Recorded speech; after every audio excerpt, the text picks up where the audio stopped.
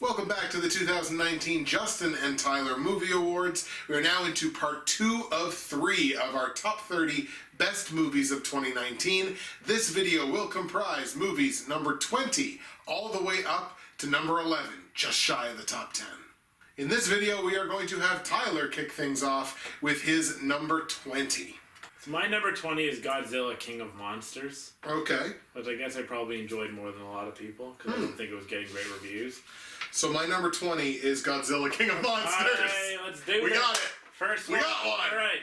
So, it was a really entertaining movie. Yes. It's not without problems. My problem is that having the humans... I mean, the human stuff always feels a little uninspired in a lot of these, like, monster movies, because, like, I want to see the monsters. But you gotta have a little human, but sometimes you overdo it. But I felt that having the humans help Godzilla so much kind of nerfed him a bit. I would have liked to have seen him overcome adversity rather than being helped so much, because he's Godzilla. However, every time the monsters were on screen, I was like, hell yeah. Right. Let's do this. So, and I like it about as much as Skull Island and the first Godzilla. The Godzilla from 2014. Yeah, so like I enjoyed it as much. So I'm in on this. Yeah. This universe. 100% I'm in too. Like eventually, obviously, I know they're building towards Godzilla versus Kong. Yeah. Assuming that's still gonna happen, the financials are like, but assuming that still happens, I'm very much in on this as well. Couple of things. I really enjoyed King Ghidorah. Yes. As the antagonist, and I feel like this movie did some really interesting things in setting up the idea of aliens being brought into this and the concept of like aliens versus monsters, which they kind of touch on a little bit in the movie.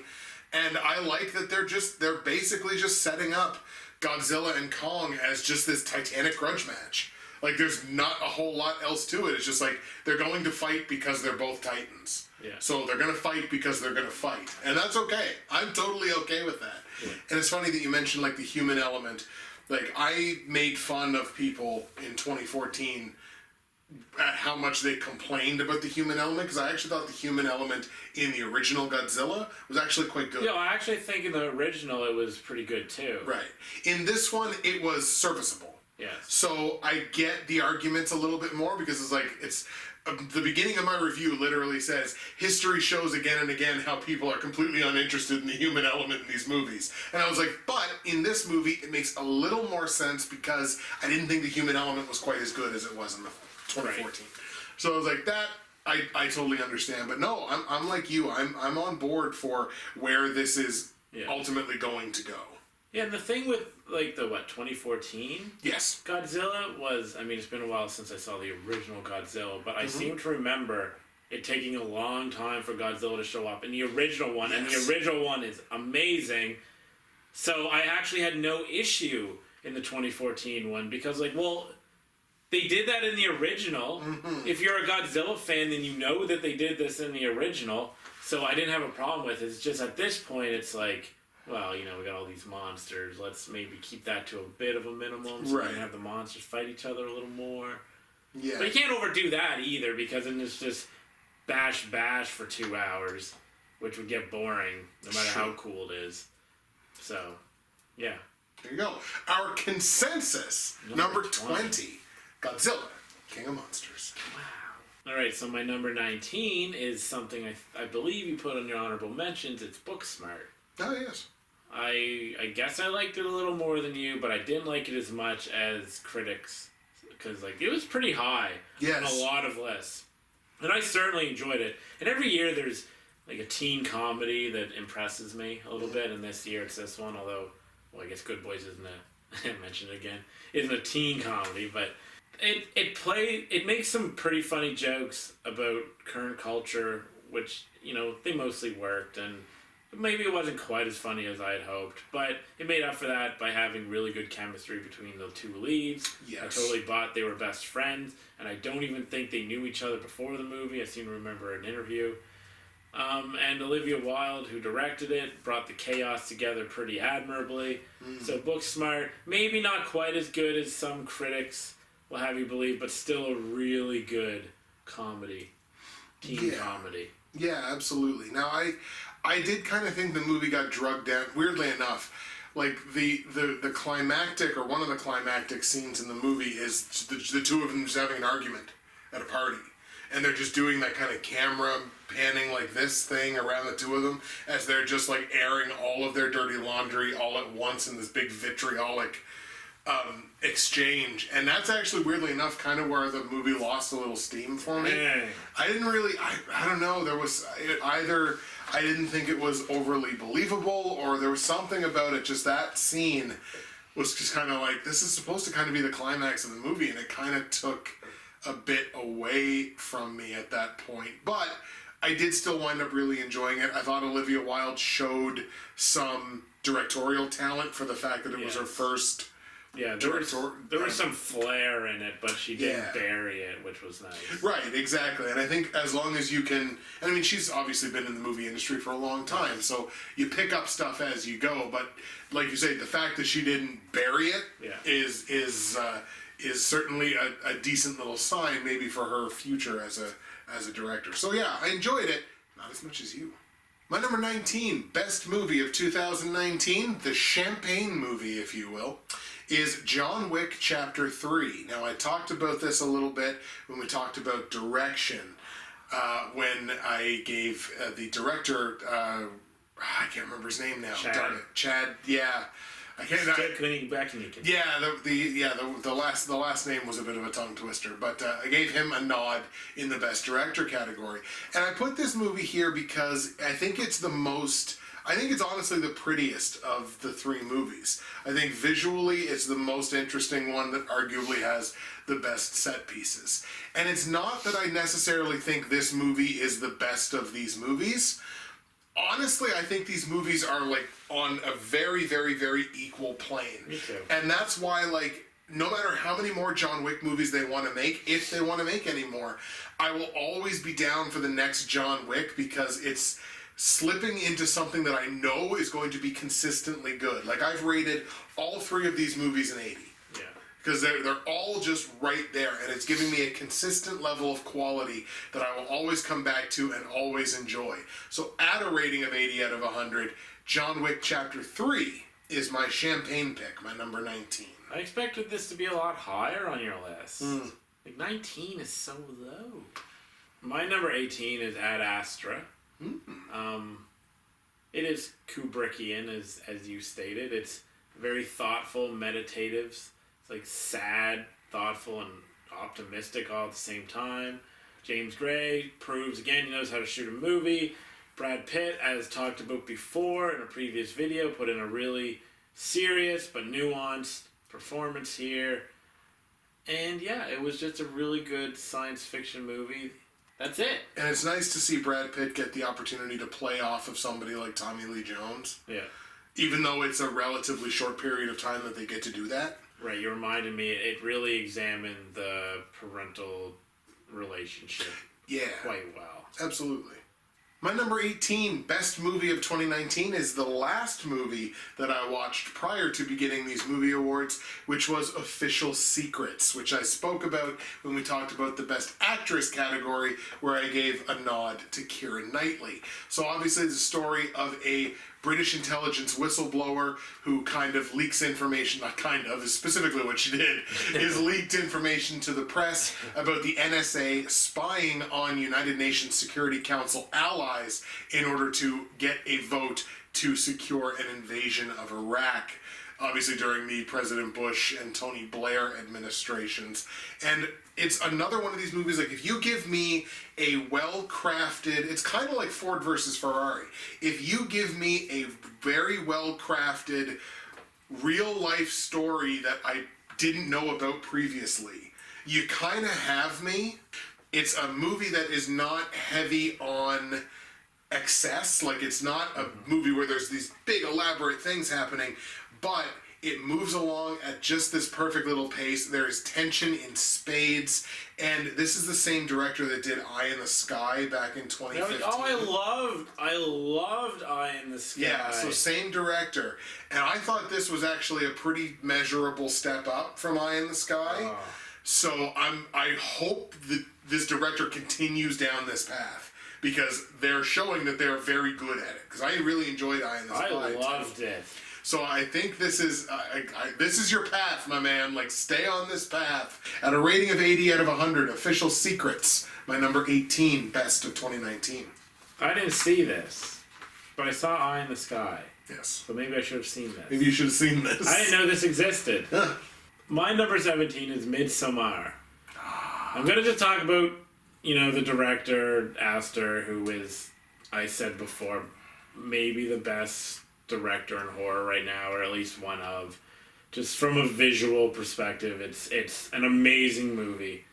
I take nothing away from it in that regard. I do think it's really significantly less than Hereditary, because Hereditary was much better up until shit hit the fan, and then was also better than this movie once shit hit the fan. I thought Hereditary built it more. But Midsommar is still a really, really good movie, as evidenced by the fact it's number 17. Like, it's certainly not a bad movie whatsoever. I just didn't buy as much into it. I didn't, it just wasn't as good, but it was still really, really, really good. And I'm looking so forward to whatever he chooses to do next, because he's an amazing director. So based on your interpretation, I would rate Midsommar about a 45.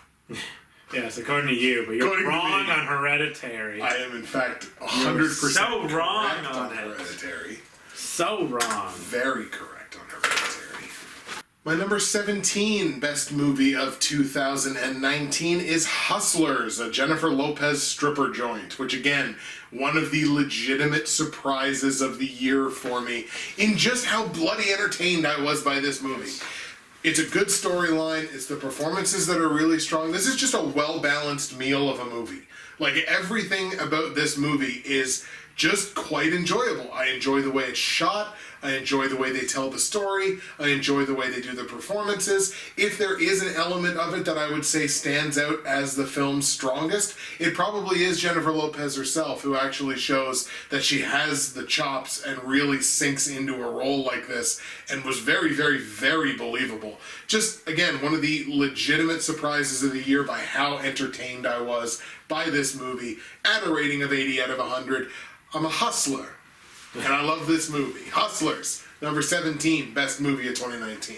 It didn't make my list. I didn't like it as much as you, but I did enjoy it, and I didn't expect to enjoy it. Like, at the beginning of the year, before it started getting acclaim, and you saying you liked it, and other people saying they liked it, I never would have watched it. But I was like, I'll give it a shot. And it was fun. Yeah, because when you hear the phrase Jennifer Lopez stripper movie, you're like, you only really have one question, which is, do you get to see Jennifer Lopez naked? And if I would tell you the answer to that is no, you'd be like, then why would I want to watch this movie? Yeah, pretty much. And that's not to make you a pig, but that's just a pig. But it is just a matter of like, well, that's the only question that comes to mind is, do you get to see her? But even though you didn't get to see her like that, it's still one of my best movies of the year. So my number 16 is Dragged Across Concrete.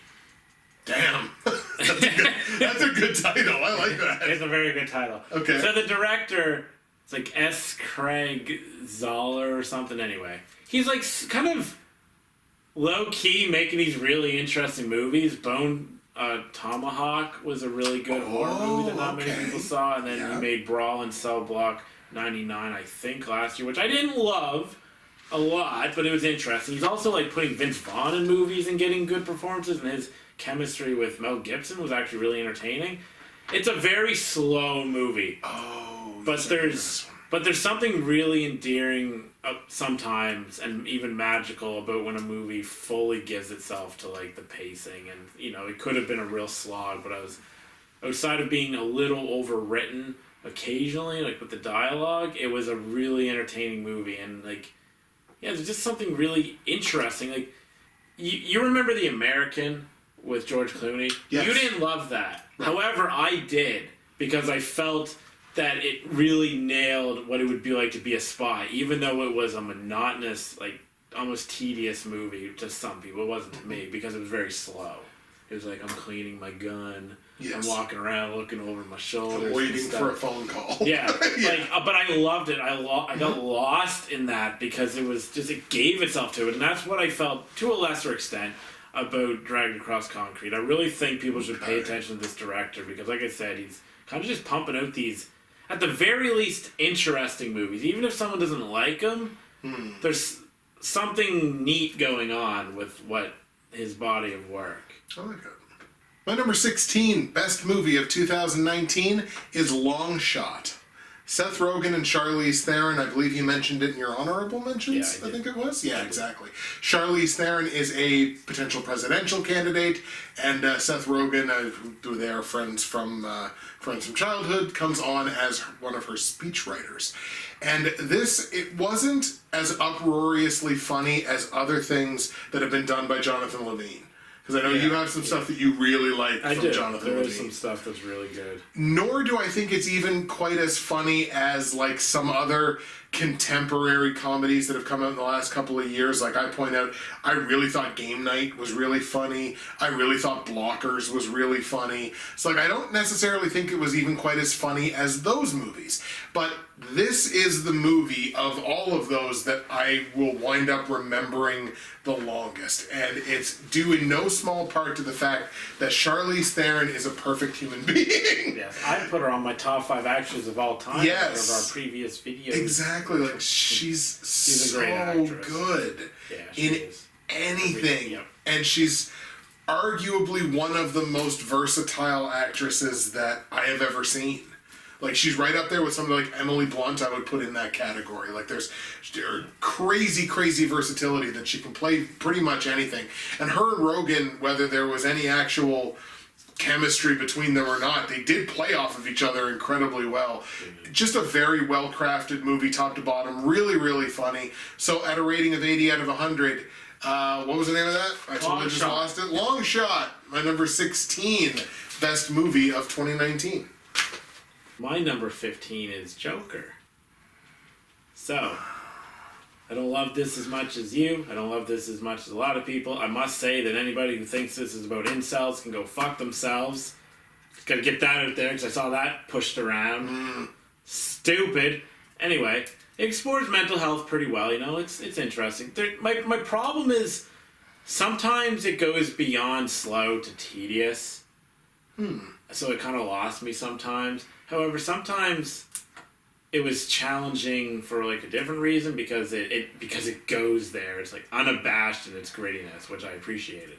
Everyone knows, you know, Phoenix's performance as a Joker is really great. You know, I said in a previous video, I don't think it's legendary status, but it's the next tier down. It's fantastic.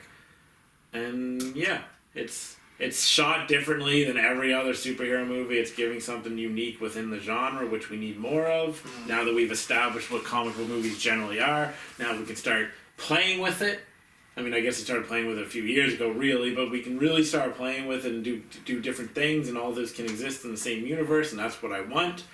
So, yeah, Joker is my number 15. Wow, okay. I think a lot of people wouldn't think that it would be sitting that low on almost anybody's list unless you abjectly hated the movie, which I guess there are some people out there that did.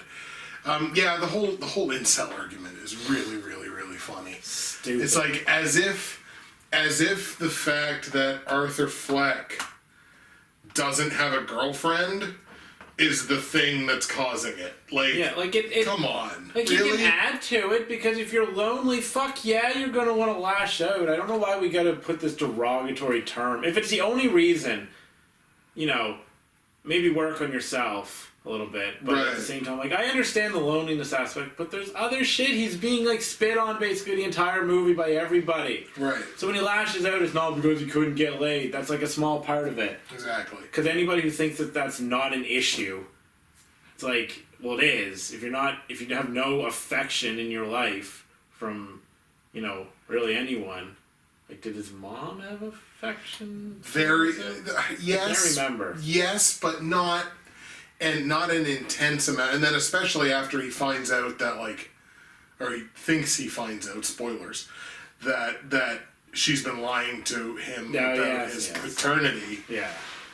Yeah, it's not about incels. I get it. The internet wants to make things about incels. Yes. I get it. Sure. I understand. You want your memes. And in general, that's fine.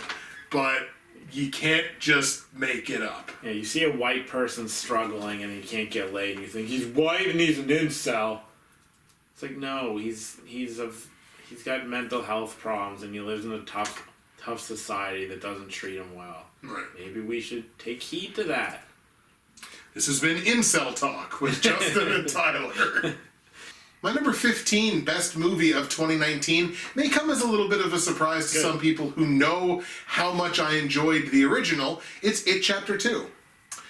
And the way that I said, okay, so first of all, James McAvoy, good. This is to steal some stuff from Joey from Friends. Jessica Chastain, good. Bill Skarsgård, good. A lot of this movie, good. For the most part, this movie gave me what I wanted. Here's what I think happened in the early part of the film, because that's what I think a lot of people really criticized, was the early part of the film. I genuinely believe they had a cut of this movie that was 3 hours and 10 minutes long. I genuinely believe that was the original cut. Yeah. And they said, we cannot do this. Yeah. Right? We cannot release this movie as 3 hours and 10 minutes. So I feel like they cut a good chunk of that out of the movie, and a lot of it came out of the early part of the movie. Because my God, the early part of the movie is so rushed. It's so fast. Once they get past the early part of the movie, so the pacing is a significant problem, but once they get past the early part of the movie and each character is given a little more time to breathe, the movie is significantly better from that point on. But it's funny, if you go back and watch it now, it's like breakneck in the early part of the movie. I've enjoyed this whole story that they've brought back to life for this modern audience. And as a companion piece to the first one, I think this is a really excellent 5.5 to 6 hours. As its own movie, it's got a couple of extra issues. Just as its own movie in a vacuum. But if you combine it with the first one, I think it's a really excellent viewing experience. And I did enjoy this one in a vacuum. I just had a couple more problems with it as its own movie. So I had a rating of 80 out of 100. It Chapter 2, number 15. So I had it as my honorable mention, but I do feel like it's considerably lesser than the first, which I adore. Mm-hmm. I love the first one.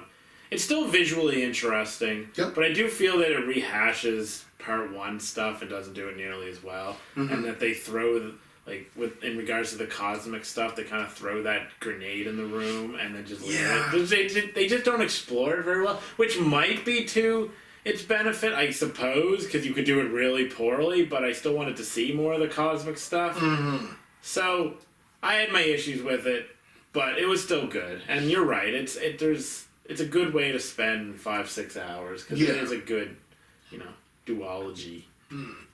I was a little more okay with, because I agree there's rehash, I was a little more okay with it just with the concept of, this dude and this same thing happens on a cycle. Yes. So in that sense, and that you can even make that argument about Star Wars. It's like, oh, well, Force Awakens was a rehash of the original. Yeah, because the Force is cyclical. So in that sense, I didn't mind it quite so much. But from a pure movie perspective, I totally get it. Thematically, it makes sense. I just don't think that any of the gimmicks that they had and tricks in the first one, I just don't think they worked as well.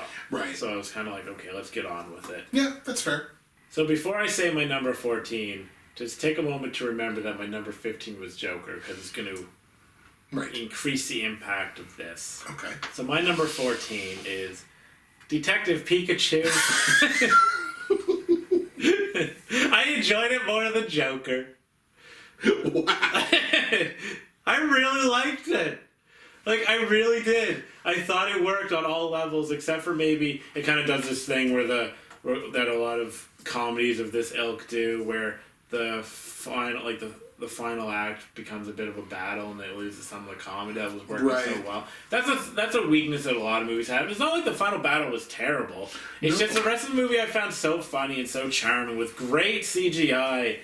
I expected to like the movie because I thought that the trailer was awesome, especially the joke about it's like they can't understand what we're saying, and it turns out it's like pika pika. Like that got me every time in the trailer. So and you have to know with how much we go to the movies, how many times he saw that. Yes. And every single time he's like pika pika. I chuckled. Like it's a good joke. It is. And I know you didn't like this movie nearly as much as I did, but I actually really liked. And I'm not a Pokemon, I'm not a Pokemon fan so much. I don't really have anything against it. But I actually haven't played like a mainline Pokemon game since literally the first one for Game Boy. Wow. And I just liked the animation. I liked everything about it. I really enjoyed it, and it's better than Joker. And it tackles the exact same issues. Exactly. Incels. Incels and mental health. My number 14 best movie of 2019 is Spider-Man Far From Home. And I think it's marginally a little bit weaker than Spider-Man Homecoming. And I think based on that, I would have to place it as one of the weaker, quote unquote, entries in the MCU. But in saying that, there's a ton of things that this movie did really well. Not the least of which is Jake Gyllenhaal, who is like a national treasure and needs to be protected at all costs. Like I love that man, and he is really good in this movie too as an imposing villain, but at the same time, like imposing for a specific reason, but still no less potent as as a villain.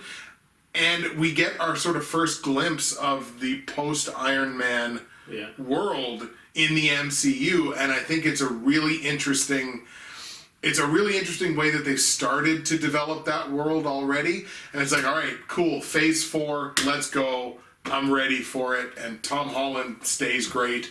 And that movie ends on such a, like, the one thing the MCU doesn't necessarily have in spades are like seismic bombshells for either the MCU as a whole or specific characters. You had it in the 2 Avengers movies because you have deaths of consequence, right? But in terms of seismic bombshells for specific characters, you don't really have that. But this movie ends on a seismic bombshell for the Spider-Man character, which is, guess what? Everybody knows who you are now. Yeah.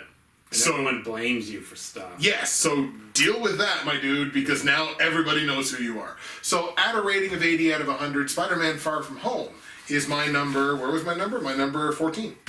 It's a good movie. A good movie.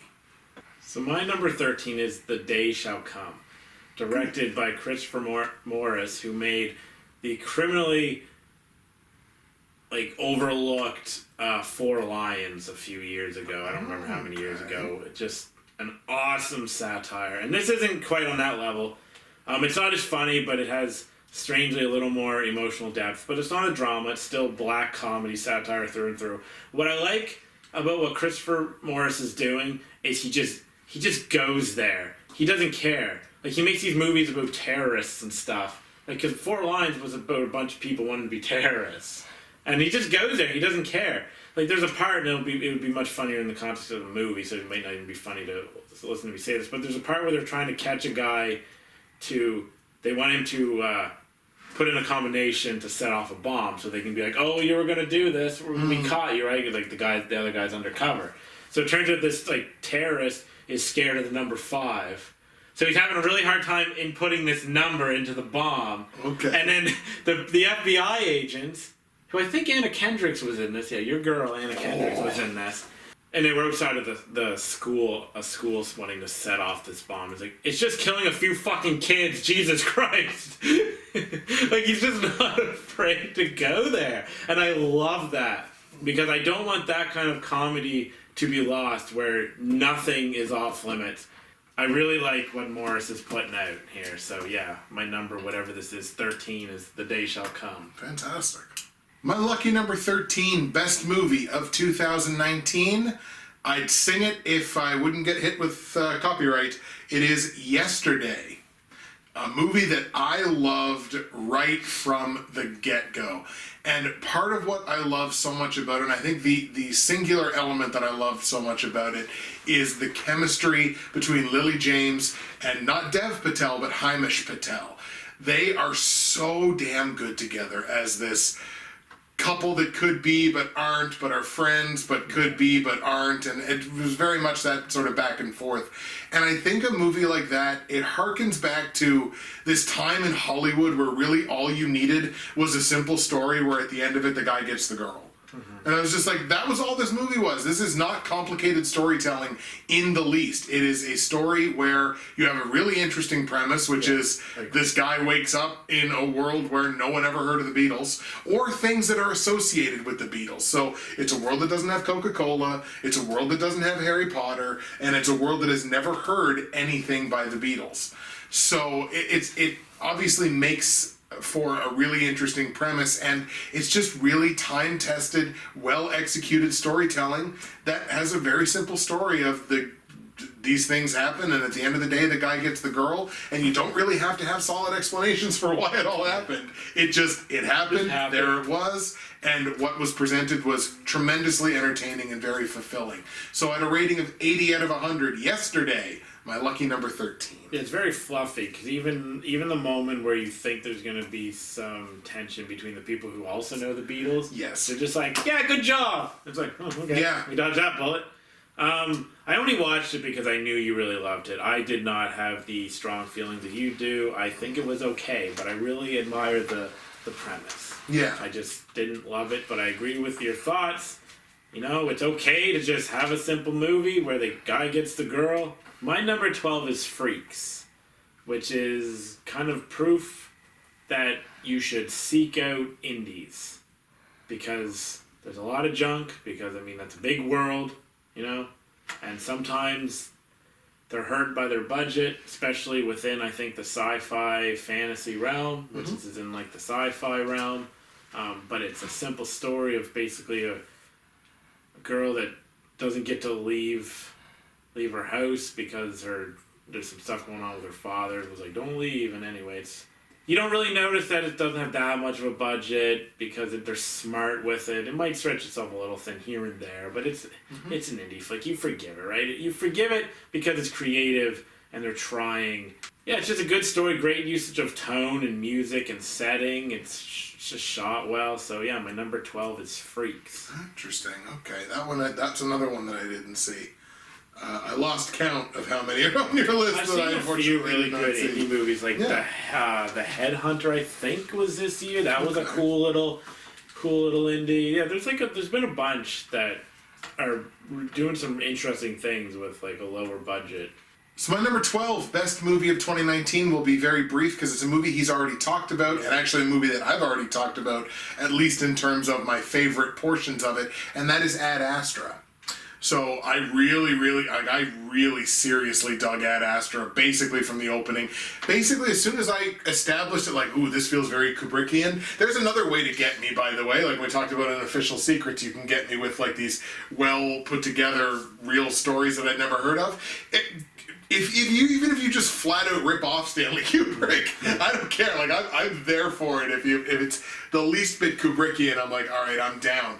And again, Brad Pitt, tremendous performance in this movie. Even in these moments of internal dialogue, like you just need such an incredible performer to do that. And like he had great people to play off of. I mentioned Tommy Lee Jones earlier in this video, I think it was, but he also has Donald Sutherland to play off of, and Donald Sutherland is a tremendous performer as well. There were certain sci-fi cliches that maybe could have been sort of kept to the side, and there was the whole rabid space monkeys thing, which was weird, but just very strange and sort of out of nowhere. But at a rating of 80 out of 100, Ad Astra, my number 12. Yeah, I don't really have much else to add to that. There is a risk though of when you rip off Kubrick. It is Kubrickian, but there's still an identity there. Yes. That's not just a rip off, because I think it takes a special director to be able to pull off Kubrick. Yeah, I would agree with that. So my number 11 is The Irishman, which a lot of people love. This is a very well received movie. Tremendous. A Martin Scorsese joint with some of his guys in it. Robert De Niro, Pesci, whatever. Some of it didn't work for me. The de-aging was kind of a little weird, and anytime Robert De Niro beat someone up, it looked silly. And I almost didn't have this on my list because for the first hour or so, I thought it was a good movie, like a 7 out of 10. Right. So good. And it's like, I can't remember how long it is, like 3 hours? 3.5. Yeah, it's a long movie. But for the first hour, I thought it was good. But then after a certain point, it roped me in, and the remaining 2.5 hours really got me, and I really enjoyed it, and it put it up to like an 8.5 for me.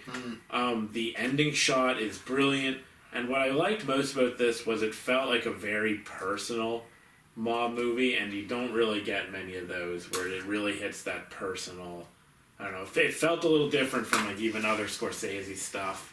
Well, not as good as some people think, because otherwise it would be my favorite movie of the year. I did end up really liking it and greatly appreciating it. It's just that first hour or so it took a while to get going, and I wasn't really buying it as much as I would have liked, so I was a little scared. I was like, oh great, I got 3 hours of like a good movie. It's not the end of the world, but 3 hours of a great movie is different. And it ended up being a great movie, so it turned itself around.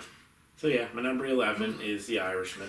Now, did it feel like a 3.5 hour movie? Not after that hour. Not after that first hour? No, after that, it was really good. It kind of breezed? Just, yeah. Okay. And it's not even that like anything super exciting was happening. It's just it clicked for me. I don't even know what made it click. It just clicked.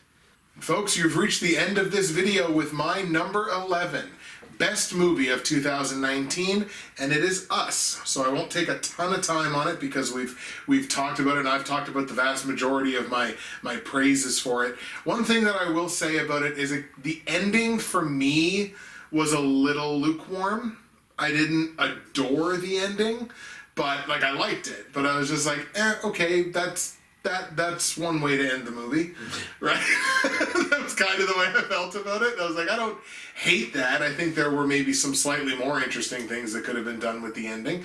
But I mean, again, we've talked about Jordan Peele and his occasional moments of absolute visual brilliance. Yeah. And does that make him, I wonder, does that make him a little bit of an uneven director maybe because they're not... I think so far, but so a lot far, of people but won't agree with that. Right. And I mean, he's only done 2 movies. Yeah. So it's like, all right, cool, that's and the amount that he's built on that from Get Out is he's on a pretty decent arc.